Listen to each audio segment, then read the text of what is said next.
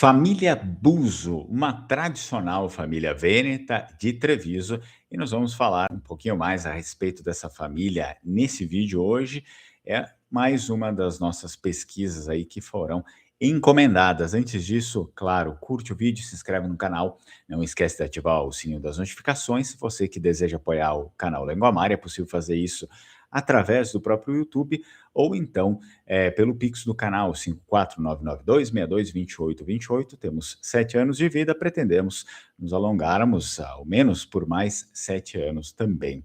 A origem do sobrenome Buso é fascinante, né? Por ser tipicamente vêneta, como eu já havia mencionado. Existem duas correntes etimológicas principais aceitas por historiadores. Vamos ver quais são elas?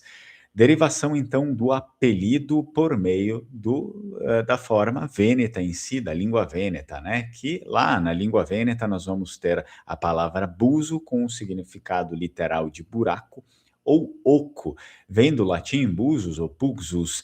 No entanto, não se refere necessariamente a um buraco no chão, né? Na Idade Média, era comum usar esse termo para descrever alguém que morava em uma depressão geográfica, um vale pequeno ou uma grota, ou, de forma mais figurativa, uma pessoa astuta, viva, que sabia encontrar os buracos ou frestas para resolver problemas.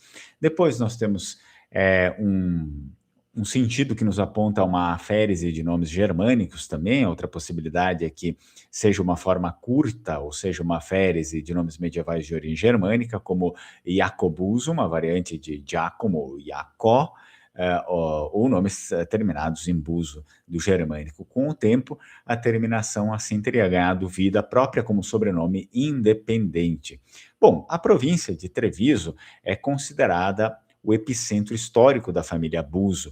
Então, registros paroquiais e documentos notariais datados entre os séculos XIV e XV mostram, de fato, a presença de indivíduos com esse sobrenome, né, com esse nome em áreas rurais e urbanas da região.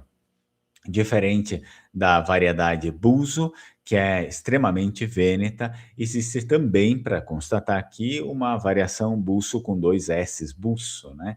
Então essa seria mais comum no Piemonte. Isso reforça que Buso é um sobrenome tipicamente vêneto, tipicamente do nordeste da Itália. Muitos membros da família eram agricultores, artesãos e, em alguns casos, também pequenos proprietários de terras, quando a gente adentra lá, ainda na Idade Média, né, que ajudaram a moldar a paisagem agrícola de Treviso e também de Veneza.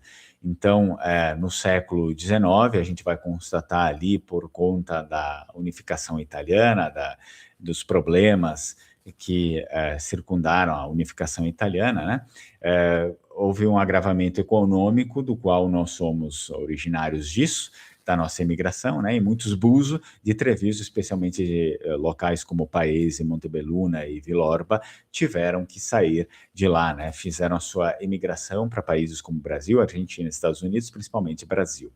Então, embora, claro, não seja um sobrenome da alta nobreza, gerou muitas pessoas conhecidas, desde aquela época até os dias de hoje. Há muitas pessoas com esse nome aqui. Nós conseguimos constatar uma heráldica, né? Existem registros de brasões para a família Buso em Treviso, assim como em Veneza. Geralmente apresentam símbolos que remetem à terra ou vigilância. Então, torres ou animais heráldicos também é comum encontrar isso nos brasões, embora a maioria das famílias Buso hoje descenda de ramos trabalhadores e não da pequena nobreza titulada. Sendo assim, a gente consegue ainda encontrar a maior distribuição dos Buso lá na região do Vêneto, que é da região do Vêneto, que tem a maior densidade de sobrenome, né, especialmente em Treviso e Veneza, novamente, e posteriormente no Brasil, devido à grande imigração lá do século XIX. Então, principalmente em estados como Paraná, Santa Catarina e Rio Grande do Sul, que mais receberam os nossos imigrantes. Vamos lá, olha só, lá no século XII, só para a gente tentar aprofundar um pouco mais essa questão histórica da família Buso, Treviso era conhecida como a marca Gioiosa et Amorosa, que significa a marca alegre e amorosa. No entanto, a gente sabe que a alegria não durava por tanto tempo, porque existiam diversos conflitos e principalmente diversas investidas para dentro do Vêneto do Sacro Império Romano Germânico, liderado nessa ocasião aqui pelo Frederico Barba-Ruiva, e aí, em contrapartida, havia a Liga Lombarda para prevenir que o Sacro Império Romano Germânico não tornasse as nações que existiam ali no norte da Itália como parte integrante do Sacro Império Romano Germânico, mas que elas ficassem com a sua independência. As estradas, sendo assim, eram perigosas e o controle de passagem estratégica sobre os rios e pântanos do Vêneto valiam praticamente ouro. Nós temos um evento real datado, né, que é o Cerco de Treviso de 1164, e o Frederico Barba-Ruiva tentava subjugar as cidades da região. Então, diz uma tradição local, a tradição familiar de lá no Vêneto, mesclada também aos registros históricos de resistência e militarismo vêneto, que são encontrados no arquivo histórico de Veneza, né? Porque ali concentrava-se a maior parte, a fatia burocrática da República de Veneza, que nos arredores das muralhas de Treviso vivia, sim, um personagem conhecido ali pela sua habilidade em navegar pelos canais subterrâneos e sistemas de drenagem que cercavam a cidade. Então, enquanto os cavaleiros imperiais vigiavam as estradas principais, este homem utilizava uma abertura estreita, uma fenda natural, escondida pela vegetação densa perto do rio Sile, o que no Vêneto, na língua vêneta, se chamava e se chama ainda hoje de El Buzo. Então, sendo assim, esse homem era um batedor astuto, né, que usou essa passagem oculta, usava, na verdade, sempre essa passagem oculta para contrabandear mensagens e suprimentos vitais nesses momentos de conflito, né, para dentro da cidade sitiada, permitindo que Treviso resistisse sempre aos ataques imperiais. Quando os soldados da guarnição o viam, sempre acabavam chamando, de certa forma, de aquele que vem do esconderijo, né, da grota, do buraco, del buzo. Bom, com o passar das décadas, essa alcunha, evidentemente, ela passa como um nome de reconhecimento da pessoa, assim como os nomes de profissão, por exemplo, o lenhador, né? Muitas famílias acabam inserindo nomes de profissão. Esse também poderia ser dito como um nome de profissão, tá? Então, só que atrelado ao local onde o progenitor da família Buzo trabalhava, nesse caso, nesse tipo de esconderijo, né? Militarmente falando.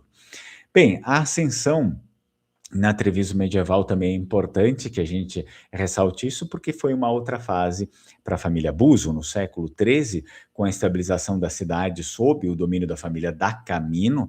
Os Buzo, assim, eles deixam as margens dos rios, né, esse fundamentalismo militar tradicional que existia ali naquela época, então eles deixam as margens dos rios e integram-se à vida urbana e comercial. Então a gente já está falando de uma outra fase, uma fase com maior estabilidade também. A família passou a ser reconhecida assim como de terra, né? Ou seja, homens da terra, especialistas principalmente em hidráulica e construção, uma habilidade essencial em uma região onde a gestão da água, que era feita basicamente por canais e moinhos, definia quem seria rico e quem seria pobre.